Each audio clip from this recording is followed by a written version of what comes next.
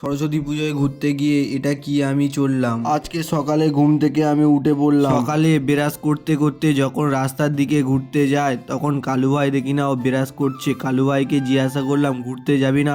ও তখন বলল না আমি ঘুরতে যাব না। তারপর আমি কলে থেকে মুখ ধুয়ে নিলাম। রাম, শ্যাম, যদু আমরা এই তিনজনে মিলে ঘুরতে বেরিয়ে পড়লাম। আমাদের দুজনার প্ল্যান ছিল এখান থেকে একটা ফুলের তোড়া কিনে নেব আর ঘুরতে গিয়ে যাকে ভালো লাগবে তাকে দিয়ে দেবো। এখন আমরা জুলপিয়া স্কুলের কাছে চলে এলাম। বন্ধুদেরকে জিজ্ঞাসা করলাম কোথায় ঘুরতে যাওয়া হবে। বন্ধু বলল ঢাকুরিয়ার লেকে যাওয়া হবে। আমরা এখন অটোরিতে উঠে পড়লাম। যাই হোক আমরা এখন জোড়া মন্দিরেতে চলে এলাম। আর এই জায়গাটা কারা কারা চেনো কমেন্টে জানিয়ে যাবে। আর যাই হোক বারাইপুরেতে চলে এলাম আমরা আর সব বন্ধুরা মিলে ট্রেন ধরে নিলাম আর ট্রেনটাও ছিল ফাঁকা। আর যাই হোক আমরা ঢাকুরিয়া স্টেশনে চলে এলাম আর বন্ধুদেরকে বললাম হাই কর।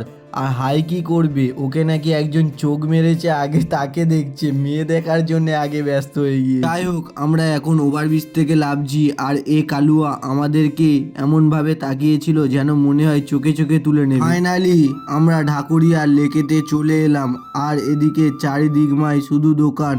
আর আমরা দুই বন্ধু মেয়ে দেখতে দেখতে খুব খুশি হয়ে চলে গেলাম ভেতর। ঘুরতে ঘুরতে এটা চোখ পড়ে যায়, এ বেটা কি করছে দেখো তোমরা। ঘুরতে ঘুরতে চলে এলাম বোট চড়তে আর বোট চড়তে চড়তে মনে হচ্ছিল যদি আমি পড়ে যাই তখন আমার কি হবে আর মান সম্মানটাও কোথায় থাকবে। বোট থেকে যখন আমি ওপর দিকে উঠি আর এ বেটা শাড়ির তলায় আপেল খেতে ব্যস্ত হয়ে গিয়েছি।